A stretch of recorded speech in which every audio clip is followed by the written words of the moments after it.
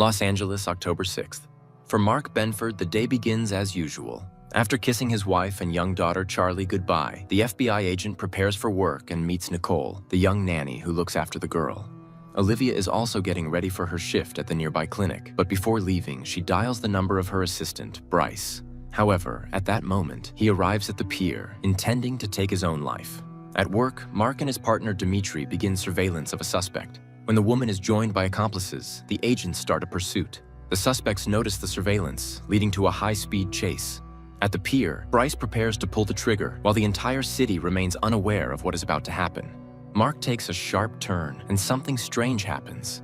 His entire life flashes before his eyes.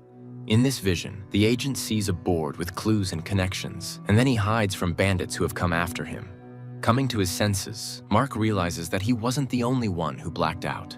Chaos ensues around him. Hundreds of cars have collided, and people are frantically trying to find help. The agents spot the suspect's car and head towards it. Only the woman remains alive, but she babbles something nonsensical about frightened horses. Mark leaves Dimitri by the car and rushes to his wife to check on her. As he runs through the streets, he realizes the situation is much more serious. The blackout affected the entire city and caused widespread destruction. Olivia informs her husband that hundreds of injured people are being brought to the hospital. She ends the call and attends to a patient, a boy involved in an accident. Amazingly, the teenager recognizes Olivia and calls her by name. At the bureau, the staff is urgently gathered, and Stan Wadek reports the first piece of information. People around the world lost consciousness. It is evident that millions of people died because of the blackout, but Mark is concerned about something else. He admits that he didn't just lose consciousness. During that time, it felt as though he was transported 6 months into the future, to April 29th, and he clearly saw what would happen to him on that day. His colleagues support him, and everyone shares their visions. Only Dimitri remains silent. During the blackout, he saw nothing. Mark and Dimitri organize a board to collect clues, and Benford recognizes it as the one from his vision. He mentions a name that stuck with him, D. Gibbons. According to him, this name is where the investigation should begin. Olivia hesitates, but eventually decides to tell her husband about her vision. She saw herself happy, but with another man. Mark convinces himself that it might just be an illusion, but his vision starts to come true that same evening. Charlie gives her father a bracelet that he saw on his wrist. Olivia has to take Charlie to the clinic so she won't be left alone. While she revives her daughter's favorite toy, Lloyd, the father of the injured boy. Dylan enters the room. The doctor is horrified to recognize Lloyd as the man from her vision, but he doesn't recognize her. In his memory, he didn't see his companion's face because he was always turned away. Meanwhile, the agents return to work, and unexpectedly, Dee Gibbons herself comes to the bureau. It turns out she is a religious woman who brings the agents cupcakes and doesn't understand what role she is supposed to play in the global blackout. The agents check Dee Gibbons and find out that on the day of the catastrophe, someone else with the same name used her credit card. Without delay, the agents fly to Utah, where they are met by Sheriff Keeban. During the conversation, the young woman mentions that she, like Dimitri, saw nothing during the blackout, and the guy hopes that it was just a peculiarity of some people. While the agents try to find Dee Gibbons, the Bureau studies a strange video. A man who remained conscious was spotted at a baseball stadium. Mark notices an abandoned doll factory, and recalling an image from his vision, suggests checking the building. The agents immediately realize that someone is inside the factory, but they fail to remain unnoticed. An alarm goes off, and hundreds of dolls begin to sing. Mark and Dimitri find the suspect, but they don't see his face. The psychopath utters a strange phrase and throws a lit lighter. Sheriff Keeban dies from shrapnel injuries. Dimitri understands that his fear is not unfounded. He didn't see his future because that day will not come for him. Checking Dee Gibbons' phone yields results. The unknown person called an unidentified guy from the stadium. Hawk tells Dimitri about her vision. The girl saw herself pregnant in an ultrasound room.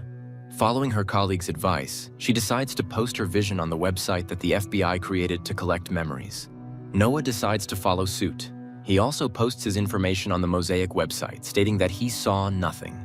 The guy's inquiry is answered that same evening. An unknown woman calls from a hidden number and says she saw an intelligence report. According to it, the agent will die on March 15th, a maximum security prison in Germany. One of the inmates, Rudolf Geyer, strolls through the yard chatting with a guard about the blackout. That same day, Mark receives a message from the old man. He knows what caused the blackout, but will only tell Agent Benford in person. Dimitri meets Zoe, his fiancée. The girl happily tells him that in her vision she saw their wedding in Hawaii, and the agent begins to hope that he can change his fate. Mark gets permission for a trip to Munich. He meets with the old man, but Geyer promises to reveal the truth only if he is deported to the US and all charges against him are dropped. Dmitri meets the customs officer from Geyer's vision, and he confirms the old man's memories. The old prisoner gets his way. He receives a pardon, but when it comes to his testimony, it turns out that he only knows about the dead crows and that it is somehow connected to the scriptures. Benford hopes that the old man's words will be of some use. He asks Hawk to check all cases of mass bird deaths. The agents manage to find out that a similar incident was recorded in Somalia many years ago. Mark asks to be sent to Somalia, but after the failure in Germany, the agent's request is denied. Then Benford asks Al to contact a former suspect in a hacking case to help him obtain the necessary information. Meanwhile, Dmitri returns to interrogate the girl they were tailing on the day of the blackout. The guy is sure she knows what happened, but she insists that the agents are looking in the wrong place and that Dmitri should hurry, as he has little time left. Despite Olivia's request to transfer Dylan, he is kept in the ward, but she doesn't even suspect that the boy's father, Lloyd, poses a threat not only to her family. Answering a phone call, Lloyd talks to his accomplice, the one who, together with him, caused the worldwide blackout. The agents are attacked. This prompts the CIA to get involved, and all agents are sent for a polygraph test to determine why someone is now trying to eliminate them. After the interrogation, the government convenes a meeting to decide whether to continue funding the Mosaic project. Stan understands that this is the only way to gather enough information, and they must defend their case. The Senate hearings begin at 10:30 p.m., and the floor is given to Agent Benford. Mark starts to falter in his testimony because he hesitates to tell the truth. In his vision, he was drunk. While Mark struggles, his colleagues find something interesting. In satellite images, they find strange towers in Somalia. Hawk immediately informs Mark of the discovery. After a private conversation with the president, Stan finds his subordinates and tells Mark that they have secured funding. Mark calls Janice to share the good news and to warn her that they will soon return from Washington, but at that moment, the agents are attacked for the second time. In the dining car, a passenger notices an attractive fellow traveler, and to get her attention, he starts talking about the blackout. While he tries to charm the beauty, hoping to lure her to his compartment, Janice Hawk is brought to the hospital in critical condition. Learning about the attack, Olivia tries to call her husband, but soon, he personally appears at the hospital with his colleagues. The agents visit the deceased attackers. Examining the bodies, Dmitri finds a mark on one of them, a blue hand. Mark saw the exact same symbol in his memories, and it was somehow connected to the worldwide blackout. Dr. Simon Campos, the charming guy from the train, gets what he wants, and the girl ends up in his bed, but soon she begins to regret it. The stranger tells her that in his vision, he takes someone's life and enjoys it. Lloyd arranges a party for his son and brings him a Halloween costume. But as soon as the man gets distracted, Dylan leaves. The boy gets on the first bus he finds and makes his way to the right address. Dylan enters the Benford house uninvited, calling it his home. Dmitri finds another blue hand, but this time on a road sign. Following the direction indicated, he sees another marker and continues on. The nanny calls Mark and tells him about the little guest. The man is shocked to learn that Charlie knows the boy well, even though she has never met him before. Lloyd arrives at the house and immediately recognizes it as the one from his vision. Mark also instantly understands who this man is, and when Olivia enters the room, everyone feels awkward. The agents arrive at an abandoned house, which is also marked with a blue hand. Breaking in, they find several bodies with their hands smeared in blue paint. Returning his son to the hospital, Lloyd decides to head home for some rest, but in the backseat of his car, an old acquaintance is waiting. Dr. Simon Campos, the pathologist, informs the agents that all the deceased found in the abandoned house had taken their own lives. Agent Fiona Banks arrives from London at the bureau. Her American colleagues brief her on the Blue Hand, a ghost community. It consists of those who did not see their future, including all the deceased discovered in the abandoned house. Dressed as ordinary guys, the agents head to the ghost club, but to enter, the guests must play Russian roulette. The agents watch in horror, but when the leader of the movement takes the stage, they reveal themselves and arrest him. During interrogation, Dmitri tries to find out who hired the Blue Hand members that attacked Hawk, but Sunderland refuses to answer any questions, fully aware of what lies ahead. In his vision, Agent Goff heard himself talking to a lawyer. Al confessed to the attorney that he was guilty of the death of a woman named Celia. Tormented by these memories, Goff leaves Dmitri a letter and heads to the roof. To change his fate and avoid being responsible for someone's death, he makes a fateful decision. In his final letter, Al gives hope to everyone who saw something terrible in their visions. He assures people that the future can be changed. Simon finds Lloyd at the hospital, and Lloyd tells his accomplice that he wants to make an official statement and reveal the truth to the world, that they were responsible for the global blackout. Meanwhile, Mark takes his wife to the coast for a romantic weekend, but their relaxation is interrupted by a phone call. Benford is informed that a criminal with star tattoos on his hand has been found, the one Mark saw in his vision. Simon proposes a poker game to his accomplice. If he wins, the secret remains a secret, and no one will know about the blackout. If Lloyd wins, the scientists will make an official statement. Simon is confident that luck will be on his side. Hawk is protecting a witness to a crime involving the criminal with the tattoo. At night, Janice requests help from Dimitri and Benford, and Mark recognizes the person from his vision. Not wanting to take any chances, Mark shoots, once again altering fate and killing the suspect. Lloyd bluffs and wins the game. He refuses the money and asks his accomplice to prepare for the announcement. Janice receives an enhanced image of the first suspect and now manages to see the ring on his hand. This could be the first significant lead. Benford tells his wife that he was able to change everything and eliminate the man with the star tattoos on his hand. But at the same time, somewhere, a new plan is being put into motion, involving another individual with the same tattoo. He delivers a suitcase with rings to an unknown old man. Experts manage to identify the alpha symbol on the ring that belonged to the original suspect. However, no one can yet determine its exact meaning. New information emerges. The NSA discovered that several months ago, a suspicious call was made to Dimitri's phone. Dimitri realizes which call is being referred to and demands that he be given the caller's information, the only way he can prevent his own death. Mark finds a message on his wife's phone about his vision. He tries to figure out which of his friends could have betrayed him, but both Aaron and Stan are outraged by Mark's suspicions and deny any involvement.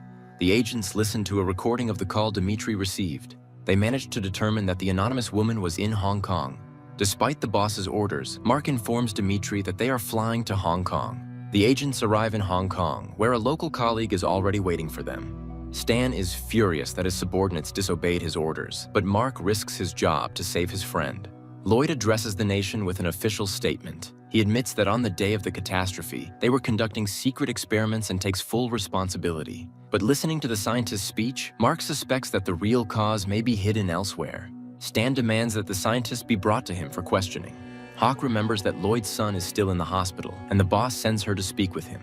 An unexpected event occurs. Simon Campos himself walks into Stan's office. The scientist insists that he disagrees with his colleague and believes that someone else caused the blackout. He agrees to help with the investigation if the agents grant him access to classified information. Hawk meets Lloyd at the hospital and offers him protection in exchange for information, but Lloyd refuses to cooperate and asks to be left alone. The agents try to locate the woman who called Dimitri. To do so, Mark has to break another rule. He threatens the cafe owner who attempted to withhold the necessary information. Stan shows Simon satellite images that revealed strange towers. The scientist admits that the towers are his invention, a laser designed to accelerate plasma formation.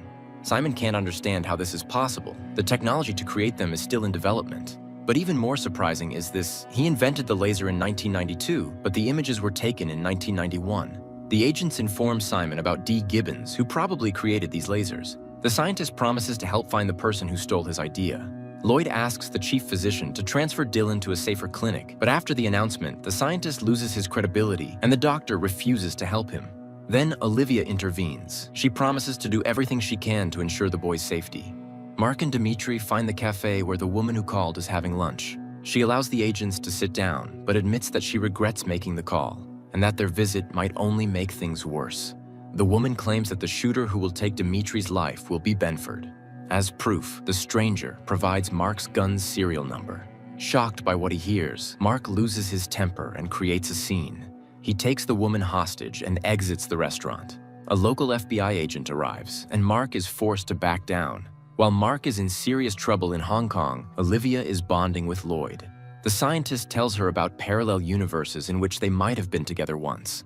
The agents are sent back to the States, and Mark is stripped of his badge. Meanwhile, D. Gibbons visits the Sears home. Dylan is being prepared for transfer. Lloyd and Olivia bid a warm farewell, but the doctor notices something amiss. The paramedics turn out to be imposters. They open fire on the security detail and, abandoning Dylan, take Lloyd away. Lloyd regains consciousness in a basement, handcuffed. Hawk is tasked with hiding Simon in a safe place where he can continue his work, but those who need him find the agents as soon as they settle into the safe apartment. Dimitri finds Janice unconscious. Meanwhile, Simon is taken to the basement to meet an old friend. The scientists try to understand who and why they were kidnapped, but the answer comes unexpectedly. The same old man who recently received the suitcase with rings arrives in the basement. The kidnapper introduces himself as Flosso. He makes it clear that he won't be gentle, and the hostages should answer his questions precisely. Mark is assigned sessions with a psychotherapist who helps him recall details from his memories that were previously hidden. Benford remembers that on that night he was talking to Lloyd on the phone. Later, Mark reveals another memory to Aaron. In his conversation with Lloyd, he mentioned a second blackout. Lloyd remains silent, realizing that his revelations could lead to a catastrophe, but Flosso finds a way to make the scientist talk. He has Simon's finger cut off right before Lloyd's eyes. The agents discover where the captive scientists are being held. On the way to the basement, Dimitri calls Janice and asks her to join the operation. Unable to resist any longer, Lloyd tells everything that happened during the experiment, giving Flosso specific details. At that moment, the agents storm the location, but it turns out to be empty. The only thing awaiting the agents is a booby trap. Driving around the city, Mark recalls the map from his visions and realizes where to search for the captives.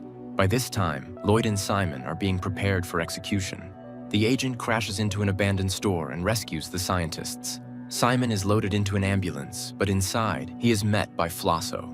The old man apologizes for the finger and explains that it was to divert suspicion from the boy and to ensure Simon has no desire to rebel. He reminds him that Simon was the initial suspect.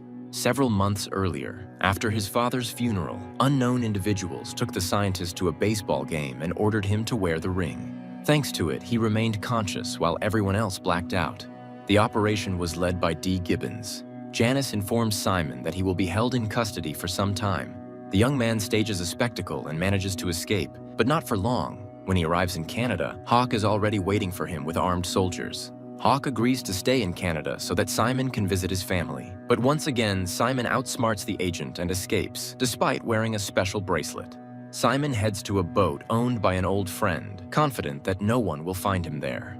However, Hawk beats him to the boat, arriving even before he does. The pair returns to Simon's house, pretending that nothing has happened. The family prepares for dinner, and their Uncle Teddy arrives. Simon opens the door for his relative and is greeted by Flosso.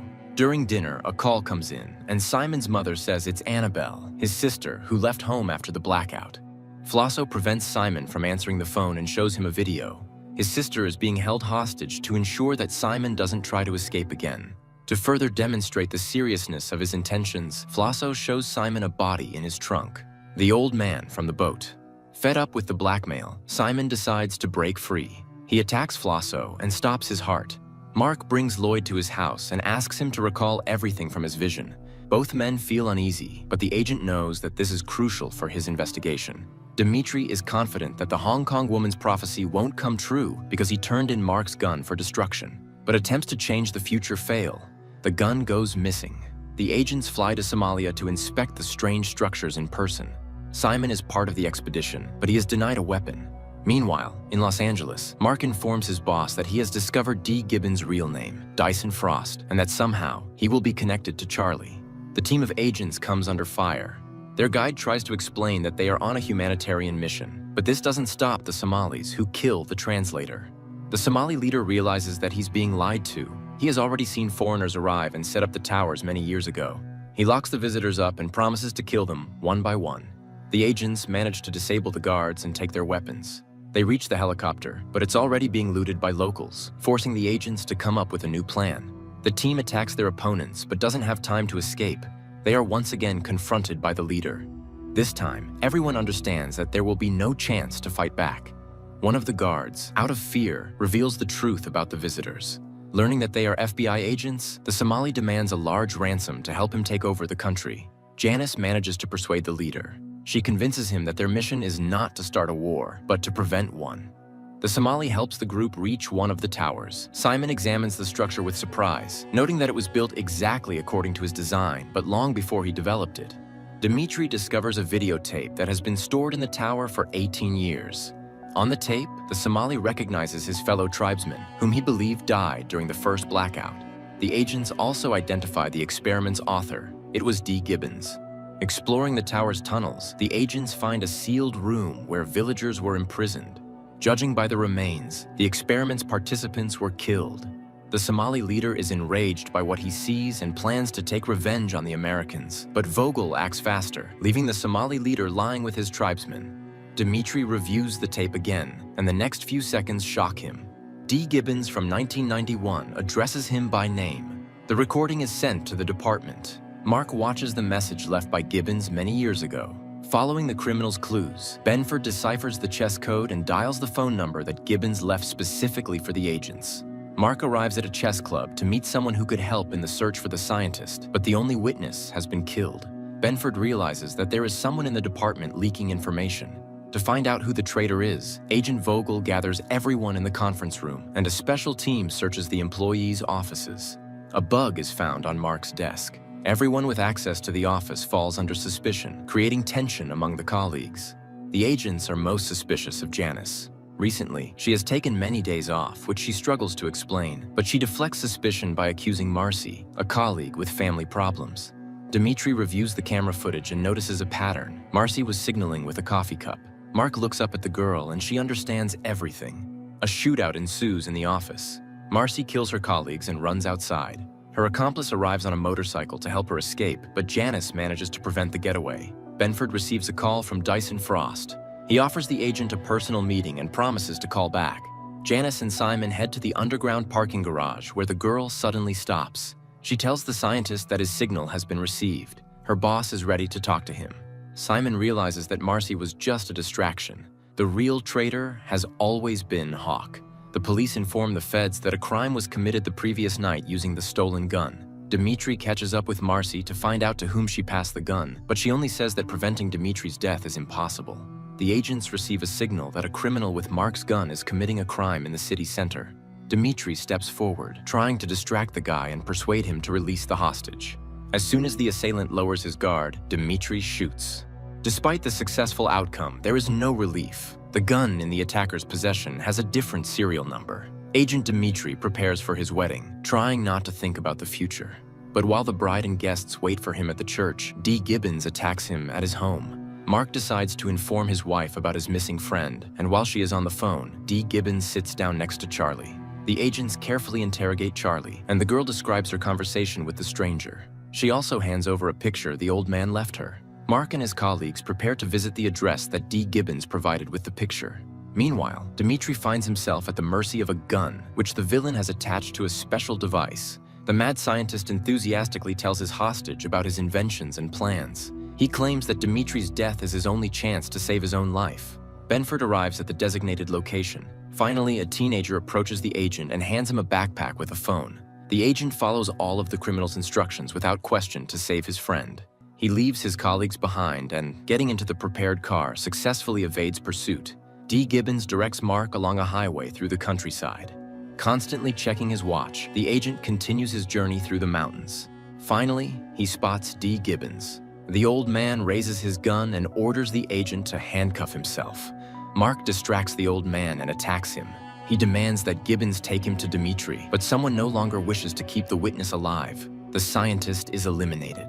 As he dies, he doesn't have time to tell Mark where Dimitri is. The navigator leads Mark to the last known location of D. Gibbons. Benford bursts into the building and spots his friend. There are less than 2 minutes left before the automatic shot, and Mark tries to solve the scientist's puzzle to stop the mechanism. The timer reaches 0 and the gun fires, but by this time, Mark manages to lift the gun and Dimitri survives. As soon as Dimitri gets out of the chair, water washes away the scientist's map, destroying all the evidence and clues. Mark instructs his colleagues to figure out Frost's blueprints and determine how they are connected to the second blackout, which the mad scientist mentioned. A strange man appears at Olivia's house. He babbles incoherently, claiming that the doctor's husband is Lloyd. Meanwhile, Janice delivers Frost's blueprints to a professor of archaeology, but the people for whom the double agent secretly works demand that she steal the originals and hand them over. Hawk is forced to take a risk. She steals the blueprints from the Institute and sneaks into the office to retrieve the last copy from Mark's desk. Benford catches his colleague red-handed, but she manages to talk her way out by inventing a story about lost documents. Mark asks Hawk to come to the office to meet with the professor. The girl realizes that her deception has been uncovered, but Benford postpones the conversation and returns to his discussion with the scientist. According to the old man, the blueprints that D. Gibbons had were some kind of device for counting down dates. One of them is October 6th, the day of the blackout. Frost's words keep replaying in Mark's mind, and an idea strikes him. He breaks open the large chess piece hanging on the board. Inside, the agent finds a ring with an unknown symbol. Olivia meets Gabriel, the strange man, again. He keeps repeating random, nonsensical words, but finally, the woman manages to discern the main point. The guy has been subjected to multiple blackouts, becoming a victim of Frost's experiments. Experts provide the scientists with the results of analyzing Frost's ring, and Simon makes an astonishing discovery. Inside the ring is a device that allowed its wearer to remain conscious during the blackout. Janice meets with her handlers. After failing the mission with the blueprints, she is given one last chance. This time, she must retrieve the ring from the vault and eliminate Benford. On a city bridge, Simon spots his sister. Annabelle delivers a message to her brother. They need him and the ring. Simon has only 12 hours, or else his sister will be killed. Dimitri arrives at a crime scene and learns that someone has been eliminating all those who managed to survive the predicted date of their death in the last 2 weeks. Simon memorizes the safe's code when Lloyd places the ring inside. As soon as the scientist is left alone, he decides to use this opportunity to save his sister. The agents identify the executioner who has been getting rid of all the survivors. It turns out to be Mr. Slingerland.